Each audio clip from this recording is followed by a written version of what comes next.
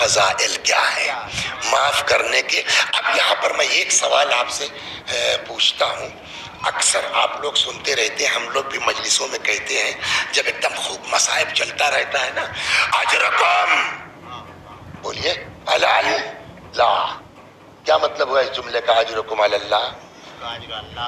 اس کا اجر اللہ پر، اللہ دے نہیں، اس کا دے کا مطلب تو ریکویسٹ ہو گئی نا، اجرکم علی اللہ، جاؤ اس کا اجر اللہ کے اوپر، مطلب اللہ کے ذمہ بقایا، یہی نا مطلب ہوا، اللہ کے اوپر بقایا ہوگا۔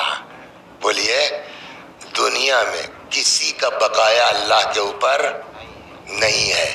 ہمارے کہنے سے تھوڑے اللہ میاں آپ کے قرضے دار ہو جائیں گے کہ آپ کہیں گے صاحب ہم گئے تھے کوڑائی مجلس، مولانا نے کہا اجرکم علی اللہ، تمہارا اجر اللہ کے اوپر، تو دیو اللہ میاں، اللہ میاں کہیں گے ہم کو وسیع حسن کے بسائے ٹکائے ہیں کہ اگر انہوں نے کہہ دیا تو ہم تم کو دیں گے، تو یہ نہیں ہو۔ مگر حدیث کہتی ہے ایک آدمی ہے کہ جس کا بقایا اللہ کے اوپر ہے، وہ کون ہے؟ صلوات پر محمد وعلی، ایک آدمی ہے۔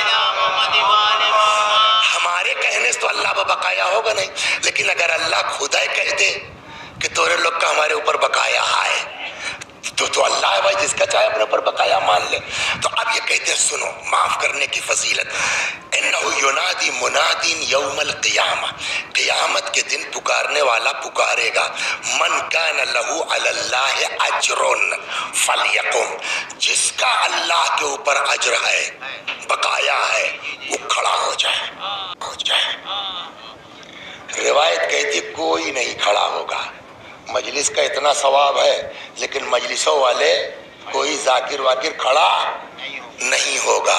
فلا یقوم الا العافون، قیامت میں کوئی کھڑا نہیں ہو سکتا، اللہ میاں دیو ہمارا بقایا ہے، الا العافون، سوائے معاف کرنے والوں کے۔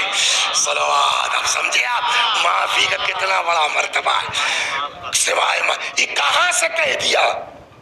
اب روایت کہتی ہے پتہ نہیں تم کو قرآن میں کیا ہے، سورہ مبارک شورا آیت نمبر 40-42 جا کے پڑھیے گا کہ قرآن کہتا ہے فمن عفا واصلح، یہ آیت ہے اتنی، فمن عفا واصلح، جو معاف کرتے ہیں اور ایک دوسرے کے درمیان صلح کرواتے ہیں، فاجرہ علی اللہ، ان کا اجر خدا کے اوپر ہے۔ تو جو دوسرے کو معاف کرے اس کا بقایا اس کے یہاں، جو برادری میں مصالحت کروا دے۔